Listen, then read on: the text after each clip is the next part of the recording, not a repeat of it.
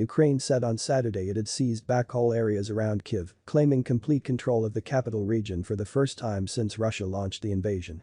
As Russia's forces regrouped for battles in the east, areas north of Kyiv were littered with destroyed Russian tanks.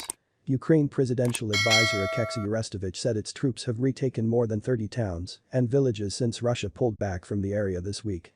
Russia has depicted its drawdown of forces near Kyiv as a goodwill gesture in peace talks, which last convened on Friday. Ukraine and its allies say Russia was forced to shift its focus to East Ukraine after suffering heavy losses near Kyiv. Since sending troops on February 24 in what it calls a special operation to demilitarize its neighbor, Russia has failed to capture a single major city and has instead laid siege to urban areas, uprooting a quarter of Ukraine's population. Ukraine's deputy defense minister, Hanna Maliar, wrote on Facebook that the whole Kyiv region is liberated from the invader. There was no immediate Russian comment on the claim, which Reuters could not immediately verify. Villages surrounding the capital bear scars of 5 weeks of heavy fighting in which thousands have been killed. In the village of Nova Basin, among those retaken by Ukrainian forces, the body of a man lay next to the carcass of a car. A woman wept as men brought a coffin to remove the body. The village showed signs of heavy fighting, with collapsed buildings and the wreckage of tanks and armored vehicles strewn around. Another dead body, apparently that of a Russian soldier, lay near a destroyed armored personnel carrier. Both sides described talks held this week in Istanbul and by video link as difficult. But a Ukrainian negotiator said that Russia indicated peace treaty drafts were advanced enough to allow direct talks between Russian President Vladimir Putin and Ukraine's President Volodymyr Zelensky. They, the Russians, confirmed our thesis that the draft documents have been worked on enough to allow direct consultations between the leaders of the two countries, negotiator David Arakhamia told Ukrainian TV, according to Interfax Ukraine. There was no immediate comment by Russia, which has made no mention of any such talks.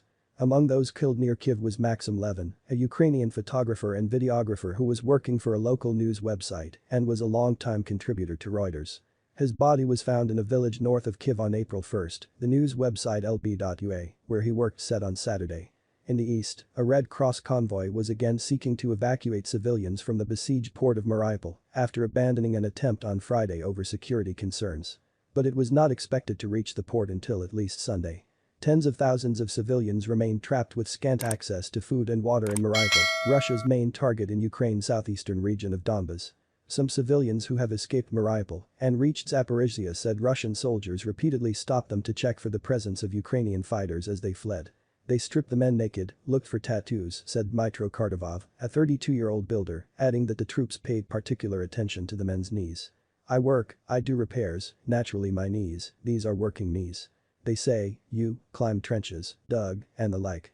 International Committee of the Red Cross spokesperson Ewan Watson said its convoy had departed the city of Zaporizhzhia, some 200 kilometers, 124 miles, from Mariupol, and would spend the night en route.